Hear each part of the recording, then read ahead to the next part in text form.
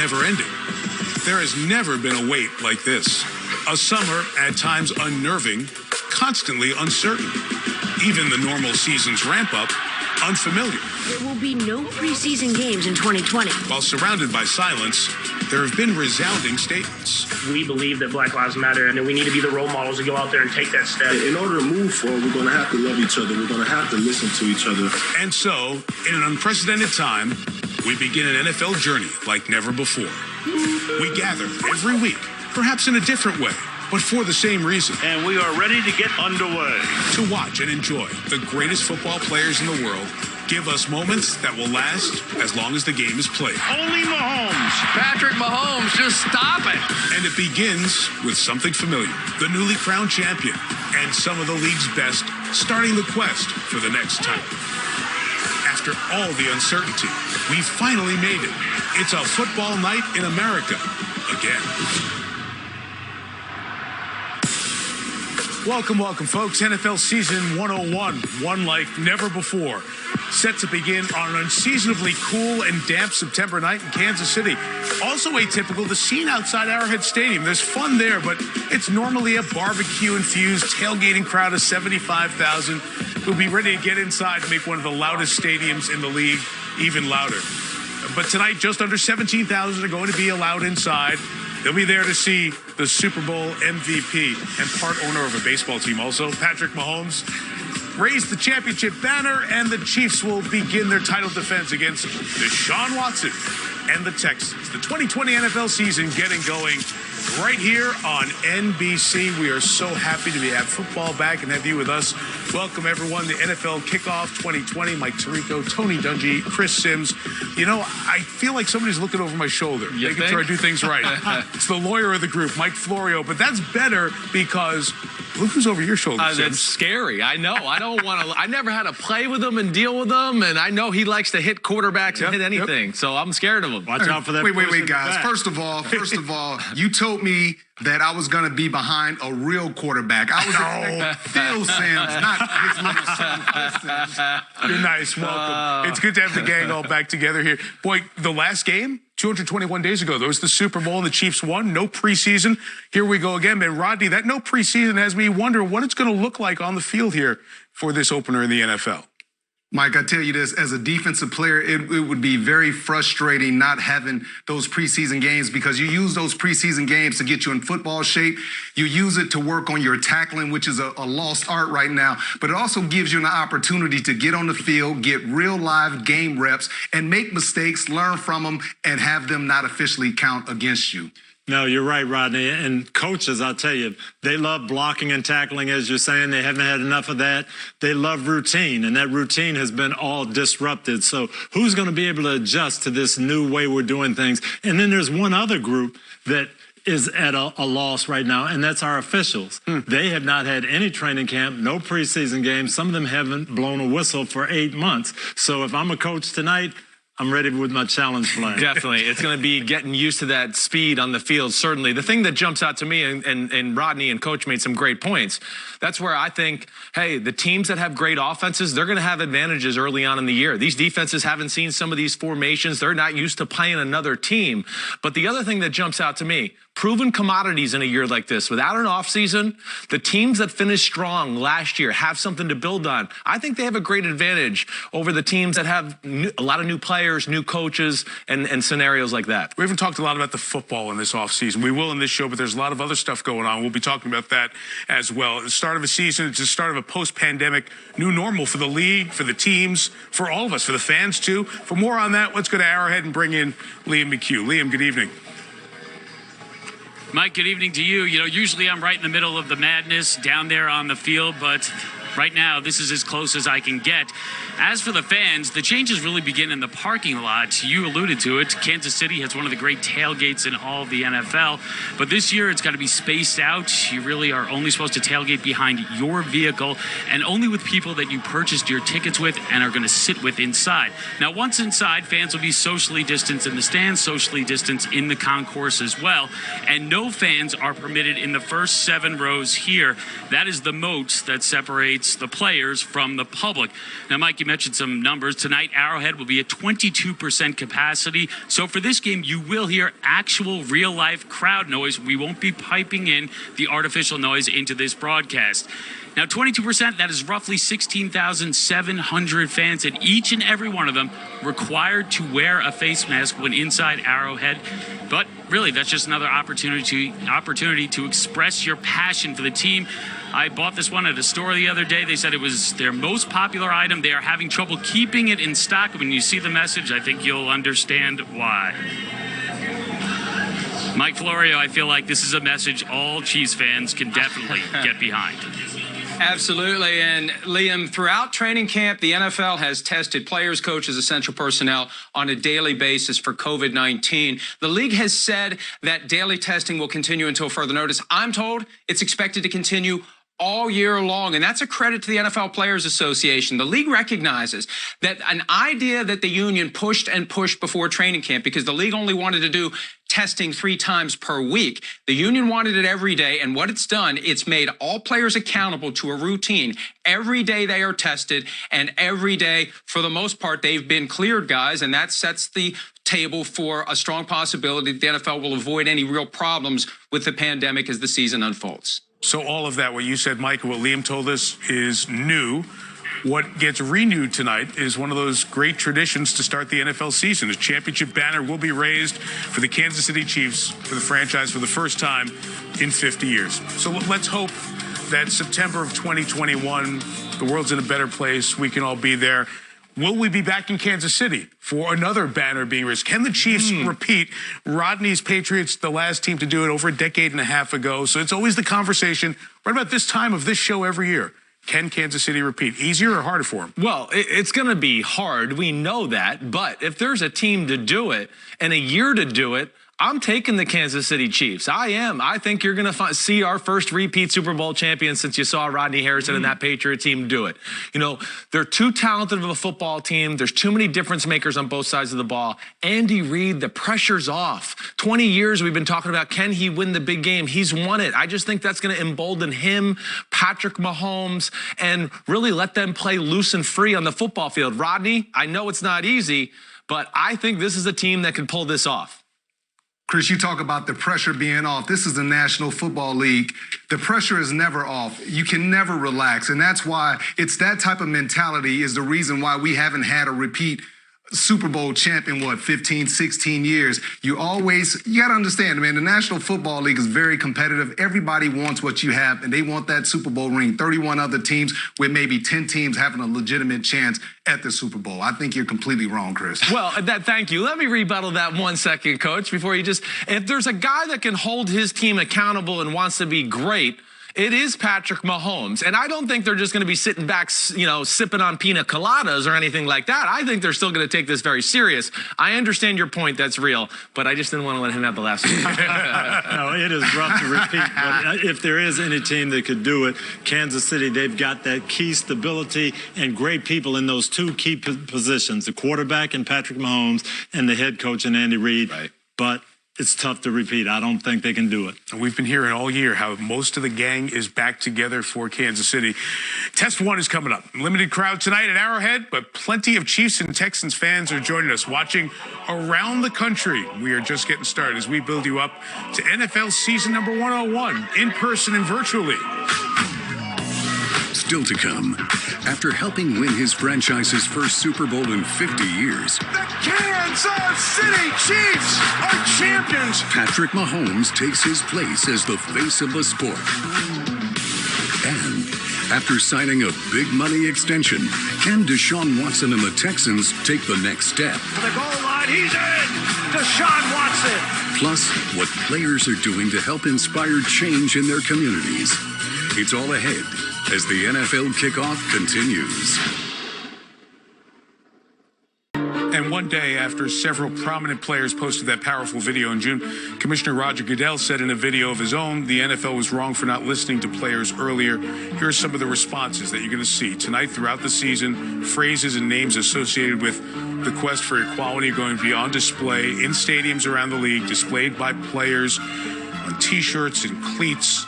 very personal messages. You also see them on the stickers on the backs of helmets. It includes coaches, even officials, and that T-shirt worn by Deshaun Thomas, designed by his teammate, Houston safety Michael Thomas. So Deshaun Watson wearing that T-shirt tonight. Guys, there's a lot to unpack here. Sports and race relations has become one of the fervent conversations in our country. Tony, I want to turn to you because of your expertise and wisdom here. Tonight, you start your 44th year associated with the league as a player or a coach or a broadcaster. What do you think about what we saw this summer from the players? Well, I'm really proud of these guys for standing together, speaking up, using their voice. For 13 years, I was a head coach, Mike, and my first talk every year to my team was always, hey, we want to win a Super Bowl. That's why we're here. But we need to do more than that. We need to make our communities a better place to live. And if we're going to applaud them for going to Boys and Girls Clubs, if we're going to applaud them for donating to charities, we've got to applaud them for using their voice to speak up for those that don't have a voice. So I think it's been fantastic, and I'm really proud of our players, Rodney.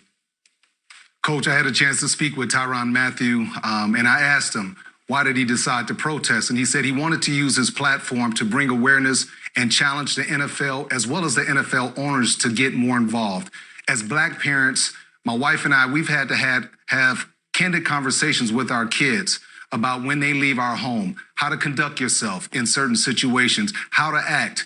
And, you know, even talking to some of my white friends, I asked them, I said, have you ever had to have these candid conversations with your kids? And they said no. They've never had to have these conversations with their kids. But I do agree with you, Coach. I'm really proud of these young men because it takes a tremendous amount of courage to stand up for what's right. I echo a lot of the things you say. I mean, I'm proud of the players in the NFL, some of the coaches who've been supportive. And the one thing I'm seeing this time around that I'm very encouraged about as compared to maybe 4 years ago, we've seen more white players speak out. And to me, that is going to make change happen in America. The prominent white quarterbacks. I know Matt Ryan, Joe Burrow, Ryan Tannehill, Jared Goff, they were right on this from the get-go and made their voices heard, let alone a guy like J.J. Watt. Those are the type of players that can get America, the ones that are on the fence, to maybe change and see the light and see what we're all fighting for here. So I'm very encouraged by that. You know, and it's not just speaking up either. It's doing things. It's being active in the community, coming with solutions. And so many of our players are doing that, Mike. That's a lot of what's happened with coaches and players in locker rooms, in team meetings. Where is this going to go? I think that's one of the questions. Mike Flory, I want to bring you in. The next steps, I think we're going to see throughout this week, this night, this season, things continue to evolve in these expressions from teams and players.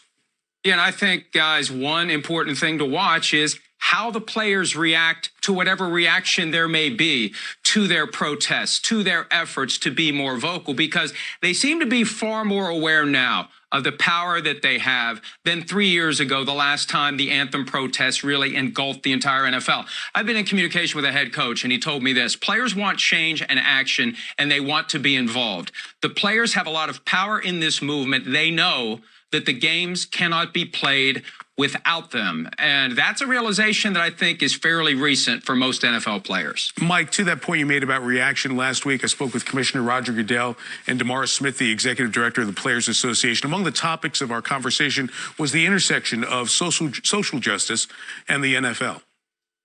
There are some folks who say, leave the game alone. I don't want politics mixed in with my sports when I sit down to watch the National Football League. What do you tell those people? Well, Mike, you know, we don't impact the game per se, but we have to understand this game is played by human beings, people who are coming from these communities who are impacted by it emotionally. They're frustrated, they're angered by this, their families are impacted by this. And, you know, these are our communities. We live in these communities, we play in these communities, we operate in these communities.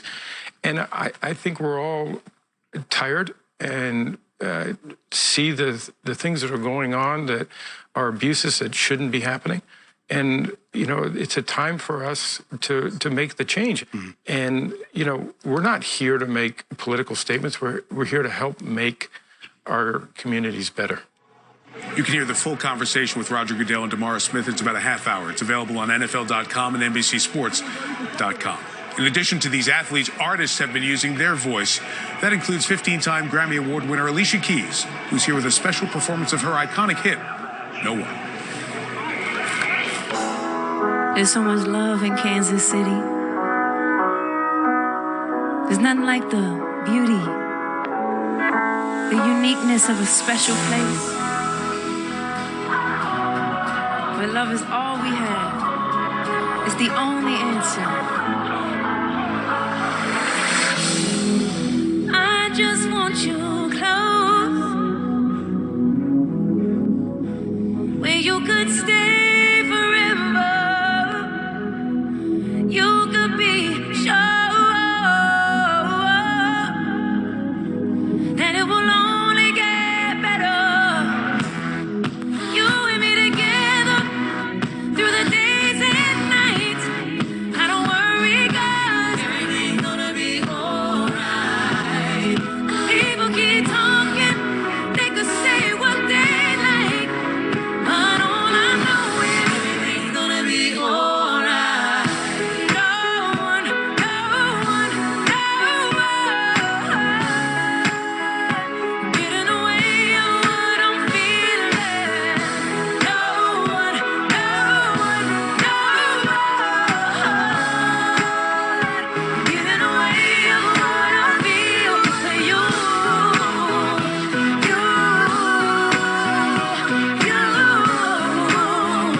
Getting away of what I feel.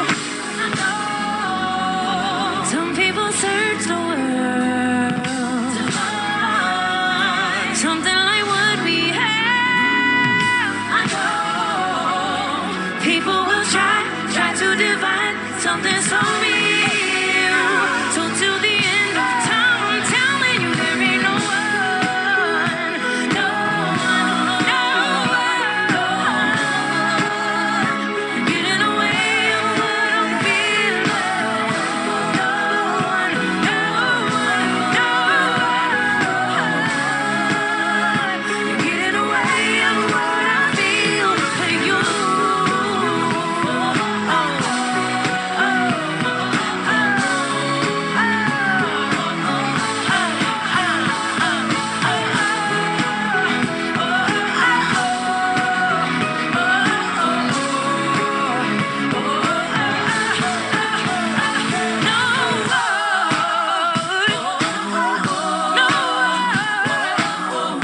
No, baby, getting away of what I feel for you.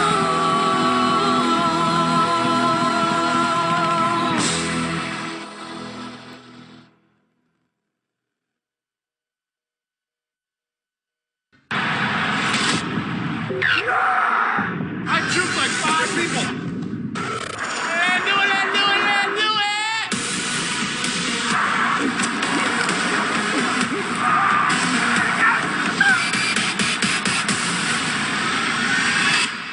How the did you catch that? Tom Brady finds his way out of New England.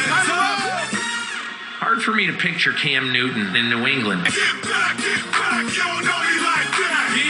I'm gonna make the most of it. I'm gonna do what I've always done. I wake up pinching myself every day, and it's so surreal. Hey, well, I live in Tampa, and I'll tell you, ever since Tom Brady signed, the excitement has been unbelievable. I think our only question down there is what size are our Super Bowl rings going to be? I bet. Chris, we're going to take a look at what Tom Brady is going to bring to this Bruce Arians offense. You and I have a little disagreement about this play, but we're going to take a look here at Julian Edelman coming down the seam and see what happens and what Tom Brady's going to bring in this offense. Right. This is something with Tom Brady. A flaw in his game, maybe lack of aggressiveness that we usually saw from Tom Brady. Quick to get the ball out of his hands, quick to get to the check down. And we know that's not Bruce Arians' type of offense. So I just wonder how it works, Coach. Yeah, Edelman is here and looks like he could be open, but Brady drops this ball off. And you know what? You don't like that, but I'm not so mad about it. If I'm a Tampa Bay coach, I know it wasn't an interception, it wasn't a sack, and we're moving the ball down the field. That's what Tom Brady's going to bring, and I think it's going to be great. No doubt. All right, that's Tom and Tampa, guys. Now, the other part of the equation is Cam and the Patriot way. Rodney, what kind of fit you think that'll be? I think it's going to be a great fit because Bill Belichick knows how to get the most out of a disgruntled veteran player. I was that disgruntled veteran player. And, the fact that Bill Belichick named Cam a captain shows the team that he believes in Cam, but it also gives Cam added responsibility. And also, it forces him to act mature in critical situations. And we've seen him in the past act immature, in those post-game conferences. So I think it's going to be a really good fit for Cam. And I'm really excited for Josh McDaniels, offensive coordinator, see what he can do with Cam. That's real accountability out of the gate. You called yourself a disgruntled veteran. All right, I like that. Let me bring Florio in here for a second. Hey, Mike, what are you hearing out of New England in terms of the fit with Cam in that locker room? Yeah, I spoke to someone up there today, Mike, and I was told that Cam brings a different energy and leadership than Tom Brady because he's so much younger. Now, they understand no one is going to replace Tom Brady in his 6 Super Bowl championships, but it very well could be that Cam Newton is the closest thing they could have ever found to follow Tom Brady, Mike. It is going to be odd on Sunday. We're going to see Tom Brady as a Buccaneer, Cam as a Patriot, Phillip Rivers with the Colts. And remember, with no preseason other than a highlight or two from training camp, we haven't seen that, so it's going to be sensory overload on Sunday when we watch that. We're going to have all those games covered for you on Football Night in America. As usual, 7 Eastern, all the highlights of all the games around the National Football League, leading to Sunday Night Football, which will be the Cowboys and the Rams. Then the next day, Monday, is Deshaun Watson's 25th birthday. Playoff win won in the postseason, $156 million extension in the offseason. Cornerstone of the franchise for years to come. That's great news for Texans fans, which include the great Olympian, 4-time gold medal gymnast, Simone Biles. Go Texans. Can't help but root for my home team. Good luck tonight.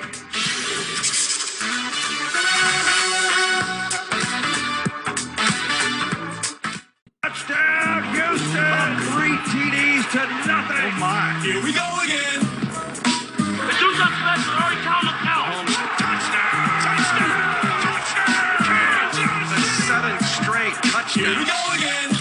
Titans 17, Chiefs 7. Play like we know how to play. Mahomes at the sidelines at the 10. Touchdown!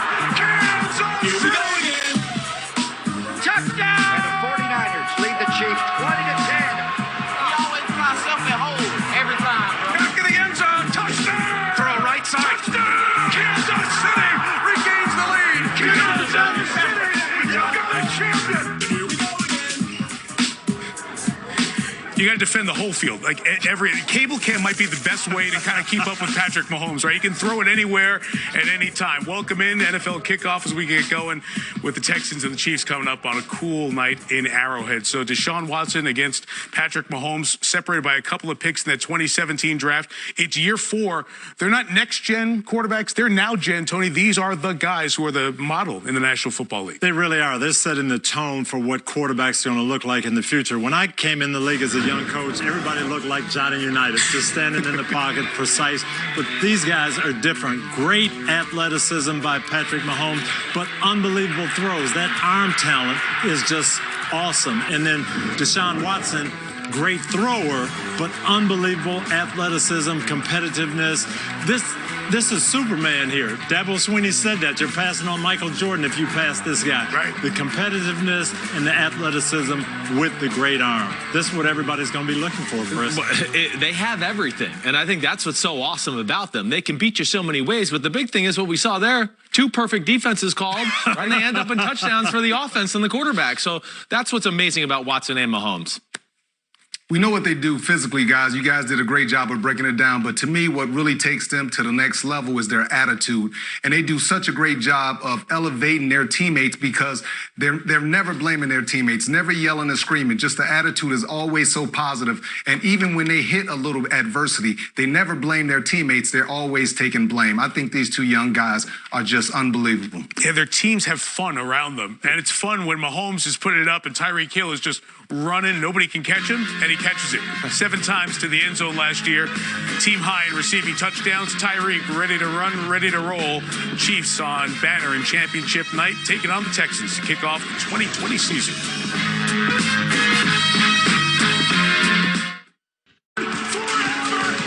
Down 10 to the 49ers with under 9 minutes remaining. The Chiefs scored 3 touchdowns in just over 5 minutes to win Super Bowl 54. The last 2 coming from running back Damian Williams. Now, Williams is also one of 66 players who opted out of this season due to concerns over COVID-19. The first to do so was Chiefs starting right guard Laurent Duvernay-Tardif. Duvernay-Tardif has a medical degree from McGill University in Canada. And in the spring, he decided he wanted to help fight COVID-19 back in Montreal. But since he had not completed his residency, he worked as an orderly in a long-term care facility. In late July, he said that being on the front lines gave him a different perspective on the stress that this pandemic puts on all people, and that he couldn't risk potentially spreading the disease simply to play the sport that he loves. Writing, quote, "If I am to take risks, I will do it caring for patients." And last week, Duvernay-Tardif received this massive championship ring, which he can wear while he spends the next few months taking online classes at Harvard School of Public Health. Tonight, the Chiefs' offensive line without Duvernay-Tardif will be tasked with trying to slow down J.J. Watt. The three-time Defensive Player of the Year is hoping to have another big season. We will be having another big season, of course, on Sunday Night 7. You can make your picks for free on the NBC Sports Predictor app with $100,000 up for grabs. Every contest starting tonight for Texans Chiefs.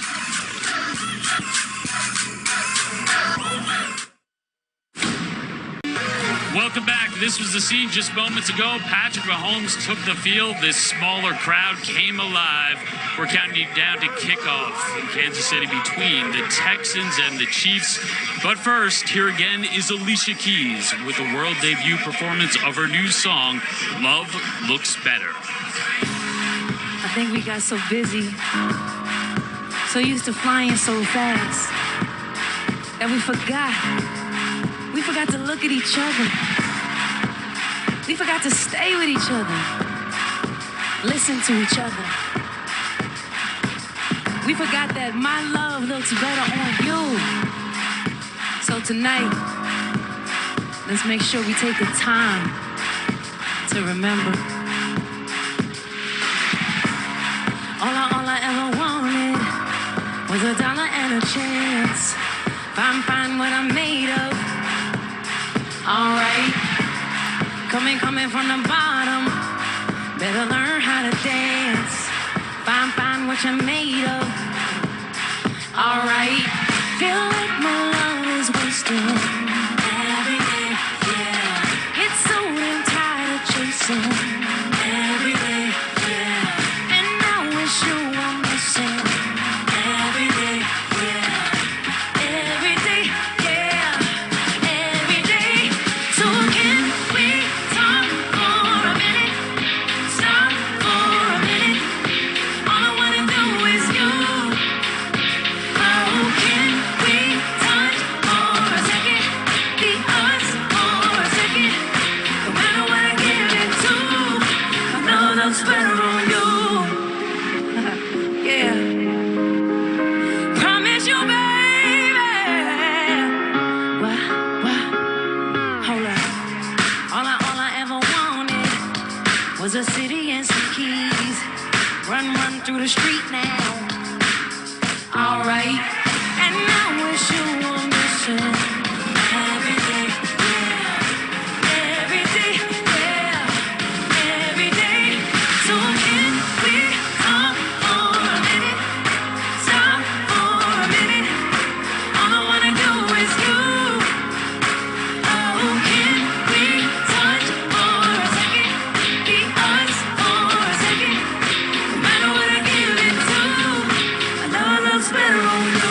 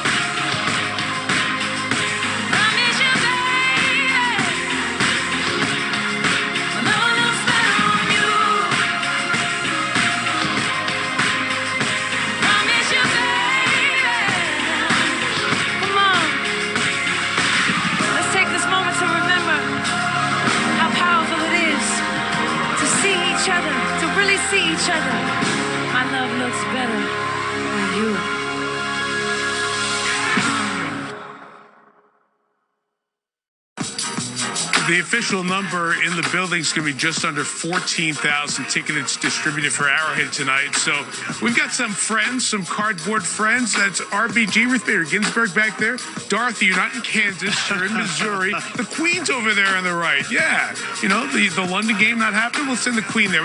We have folks who are enjoying it virtually as well. There'll be fans doing this a lot throughout this National Football League season in 2020. So on the field, talk about some of the big names in this game. Let's begin with that big weapon who we mentioned earlier, Tyreek Hill. Chris. That's right. The fastest guy in the NFL, maybe one of the fastest guys in the whole world. I think he's one of the #1 weapons in all of football, and he opens up the field for this Chiefs offense. Want to double him? Do you want to double Kelsey? Rodney, the top tight end pass catcher in the league last year. Yeah, anytime Mahomes gets in trouble or feels uncomfortable, he knows where number 87 is at. He's going to throw it up and give him an opportunity to catch the ball. The big question for the Houston Texans, who will defend him? They tried a linebacker, a safety, and a corner, and none of that worked. He still had 3 touchdowns in the playoff game, Mike. And I'm really looking forward to watching Clyde Edwards-Helaire, their #1 draft choice rookie in his first NFL game. He was drafted to complement Damian Williams, but with Williams opting out, Clyde's going to have to carry the load tonight. Let me flip this over to the offensive weapons for the Texans, and we'll go with their running back, Rodney David Johnson. Let's see what he can do this year. Yeah, I think he's the X factor on that team. 4 years ago, I thought he was the best versatile back in the National Football Leagues, but now injuries have me questioning just how much he has left in the tank. He has a lot to prove. If they want to win tonight and get far in the playoffs, he's going to have to play well, Mike. Another weapon they're going to have to count on is Brandon Cooks. He's replacing DeAndre Hopkins, and Brandon that's pressure because DeAndre Hopkins was very, very productive for Deshaun Watson. Yeah, big shoes to fill there. Will Fuller is a guy I'd like to talk about. This is a different offense when he's healthy and playing, but if and when is really the big question. He has not been able to stay healthy. He's the home run hitter. Watson is a great deep ball thrower. And when he is out there, they are a much more dangerous offense. I hope he can stay healthy and get a role here in this offense. And Cooks is healthy tonight, healthy enough to play, and Randall Cobb's there. It's all great. They're missing DeAndre Hopkins. I mean, that's as good a receiver as there is in the league. Rodney, you're going to tell me that this collection is going to take away the impact of not having DeAndre Hopkins? Well, talking to Tyrann Mathieu, he actually thinks with DeAndre Hopkins, they were very predictable. He said in all the critical moments, you know where the ball was going. He actually feels like they're more dangerous now without DeAndre Hopkins because they have Will Fuller, they have Brandon Cooks, they have Randall Cobb, they have a bunch of guys, and it forces you to have to cover the entire field, Mike. Well, I hate to disagree with Tyrann, but I know when I had Marvin Harrison and he was the best receiver in football, I would have traded myself before I traded Marvin. Thank you. And you also had Dallas Clark and get him. That's right. Had all those other weapons. That's Reggie right. Wayne, but Dallas Clark. Come on, Coach. I do think it's a blessing in disguise in some ways for Deshaun Watson. I do think he used DeAndre Hopkins as a crutch at times, and now you're going to see the approach of by committee with these wide receivers, and I think that'll be hard on defenses. 10 targets a game, 100 catches a season. I'm with Coach. I need Hopkins in that committee. Exactly. Give me those Arizona games at 4 or 5. I need you back here to beat these guys up a little bit. Give me those Arizona games. I'll show you how much Watson misses Hopkins. Okay. It's Watson and Mahomes coming up here in the kickoff. NBC's NFL Kickoff Special is brought to you by Bose, official earbuds of the NFL. By Lowe's, we put the home in home team. By Microsoft Teams, more ways to be a team. And by Pizza Hut, official pizza sponsor of the NFL.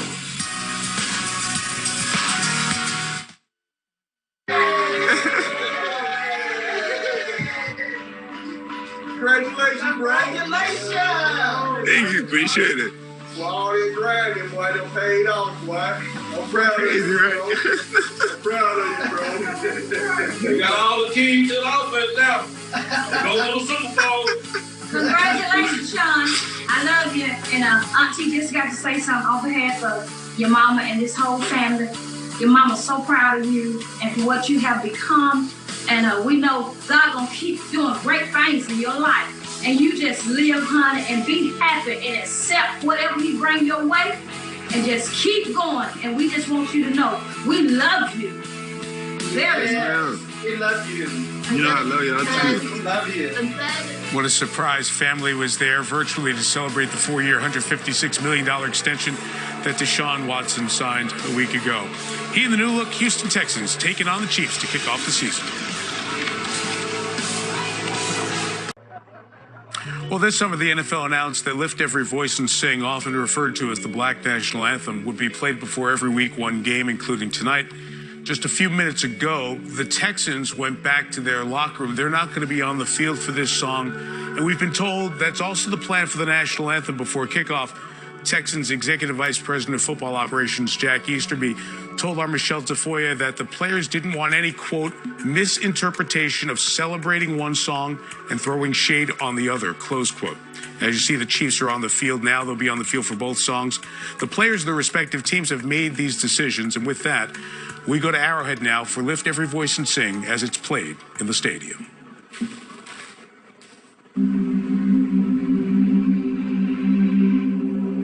At the dawn of the 20th century, America was a country full of promise and hope for many. Black Americans faced a different reality, a nation separate and unequal. Yet their hope persisted. Pained by inequality, but inspired by resilience, writer and civil rights activist James Weldon Johnson put pen to paper. His words would become a unifying call, a hope for a brighter tomorrow, a timeless exhortation to lift every voice and sing. Lift every voice and sing till earth and heaven ring, ring with the harmony of liberty. Let our rejoicing rise high as the listening skies. Let it resound loud as the rolling sea.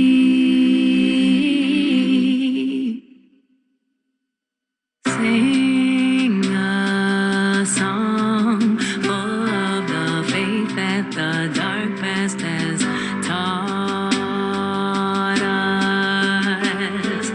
Sing a song full of the hope that the present has brought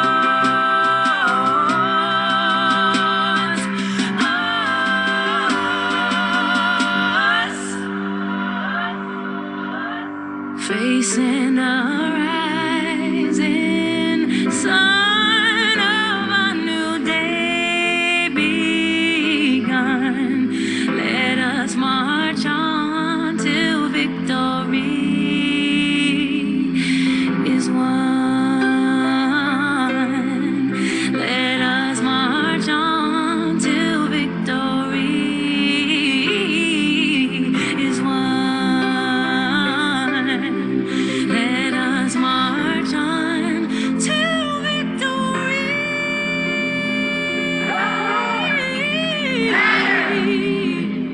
There are forces that want to take us back to another place. We don't want to go back. We want to go forward. So that video will be played in every stadium before the Week 1 game. You hear the reaction in the background. Now the Chiefs going to head back to their locker room. They'll come back out for the national anthem while the Texans will remain in theirs. Then when the Texans come out, we understand, Tony, that players from both teams are going to come together for a moment of unity at midfield. NFL Commissioner Roger Goodell has been made aware of the team's plans and tells us that he respects the players and supports their efforts, these extraordinary efforts, in his words, to effect positive and sustainable change. So there's so much going on here at this moment. I think a lot of folks are going to react to who was out, which teams are out. There's a powerful video from the Miami Dolphins released on social media in the last half hour indicating they're not going to be out there for Lift Every Voice when they play on Sunday. How should we look at this as this goes on during the weekend? Well, I hope we don't get hung up and focused on who's standing, who's kneeling, who's in the locker room, who isn't, because that's not the issue. I remember in 1968, after Tommy Smith and John Carlos at the Olympics, I was a young boy. I asked my dad about standing for the national anthem. My dad was a World War II vet, and he told me, do what is in your heart, do what you believe in, but more than that, do something to make the situation better. And that's where we are right now. That's what we should be all about. 4 years ago on this show, we went down to Miami. Kenny Stills and Michael Thomas were in Miami. They're now playing for Houston. They were two of the first players to kneel for the national anthem. And I talked to them about that. And they said that they got a lot of negatives, but the thing about it, they did things. They started these ride-alongs. They got the police together with the kids in the community. They had town hall meetings. They were active, and they did things to make the situation better, and that's where we need to be. Rodney? Coach, I was so blessed, man, to be able to spend some time with Tyrann Mathieu, and I asked him point blank, I said, why is it so important for you to protest? And he said he wanted to use his platform to bring awareness and challenge not only the NFL, but the NFL owners to become more involved. As a black parent, my wife and I, we've had to have some really uncomfortable and some candid conversations with our kids. We had to, when you leave the home, how to act in certain situations, what to expect. But Coach, just like you talked about, I am so proud of all the black athletes that have stood up, but I'm also proud of the white athletes that have stood up, because it takes courage and it takes everybody to truly make change. Yeah, and this isn't about the flag. It's not about black and white. It's about making our country a better place to live. There's going to be a lot of conversation about teams that do this. I'm just looking at the Houston thing, and I don't know the specifics, but from the outside, they didn't have full agreement on what to do as a team. So they listened, which is what we hopefully are all doing more of. They came together, they bridged their differences, and they've taken action together. And hopefully that can be a symbol for what all of us do here going forward. All right, the football will be happening during the year, but these stories are going to be out there and present. They are players, they are performers, they're entertainers, but they're also people. And I think what's happened over the last month or so in our country, we're listening to these athletes as people and hearing their stories. White, black, suburbs, cities, and hopefully we're all learning.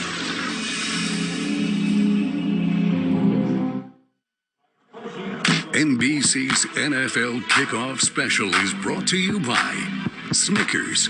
Maybe you just need a Snickers. By Bud Light. When game days are go, there's a Bud Light there. By Verizon. This is 5G built right. And by EA Sports Madden NFL 21. Big ring, Big Red. Big Red deserves a big ring. They're going with the face shield.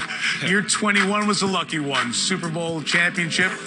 Andy Reid's been thinking about plays and Mahomes and what he could do, and how excited he must be, Chris, to get back out there with this offense on opening night. Yeah, definitely. I mean, Big Red's got a big-time quarterback, and that's what makes this team special. I don't think any of us would argue this is the best player in our league right now, Patrick Mahomes. And what he does for Andy Reid and the Chiefs, he allows them to call plays that, quite simply, other teams can't call because they don't have Patrick Mahomes. I mean, a 55-yard post-corner route, 15-yard drop, throw it off your back foot. Oh, no big deal. 3rd and 15 in the Super Bowl, no pressure. Then, this is the real problem, and this is why he's amazing. Defenses can defend Mahomes perfectly. Good pressure, they're behind the receivers, everything about it. And zoom, it doesn't really matter. Touchdown, Kansas City Chiefs. And that's what makes them amazing. Between Reid and Mahomes, it's an unbelievable combination. Yeah, I love the athleticism, but even more than that, you mentioned 24 years old, right, and he has all of this in his head, and he's able to process Andy's whole playbook, that 3rd and 15 play in the Super Bowl. He suggested it. He went to Eric Bieniemy. What about Wasp? Right, 2-jet Wasp. Yeah. That's right, Rodney. Mike, you're not going to be able to stop them. They have so many plays. They have so many weapons. So there's a few things that you have to do. First, and foremost, I think you have to stay patient. You have to understand that they're going to make some plays. Don't get frustrated. The second thing you have to do is you have to keep everything in front of you. You cannot give up the big play. It gets the sideline. It gets the quarterback. It gets everybody energized. And the third and most important thing, especially without preseason, you must tackle these guys. They do a wonderful job with the running backs out of the backfield, the tight ends, and the wide receivers with the ball in their hands. You must tackle these guys. And that's going to be very difficult because we haven't had any preseason games. That's what I'm going to be watching, guys, running in the open field. Can you tackle? Rodney, it's your favorite part of the show. I know you've missed it the last 32 weeks. It is time for picks. We start off. Where's RJ? We start off with America's pick. And Liam, you've got the voice of the country in your hands. Yeah, that's right, Mike. America's pick. They're on the Chiefs 90%. I am agreeing with America. I am also going with the Chiefs, inspired by these fans right here. But just because I'm on the Chiefs and America's on the Chiefs, Mike Florio, that doesn't mean you have to agree with us. Go ahead. If you want to take Houston, that's fine. I'd love to not agree with you, Liam, but I'm going to take the Kansas City Chiefs. I think it's going to be close, though. It's going to be exciting, hopefully, but I think it's going to be closer than that blowout we saw in the playoffs, Rodney. Well, I played in this game a couple times. That banner being raised, it's a lot of emotion. I'm picking the Kansas City Chiefs. I think they win by a touchdown. Mike Tirico. I won this little competition that we all have last year. Thank you for reminding us. Usually by going opposite you guys. So I thought about it. Oh, that hurts. But not tonight. You got to go with the Chiefs. I got to go with the Chiefs, too. Yeah, a high-scoring affair, 45-35 Chiefs. Texans won a game in Arrowhead last year. We're up 24 in the second game. I wish I could take them, but I can't do it. I got to go with the Chiefs. What's the most important thing to look for early on here tonight, Tony? Ball handling and ball security early. Yeah, guys getting hit. They haven't really been hit significantly. Yep. There's a lot to unpack this season. We know that. There's a lot of stuff off the field. We'll deal with it.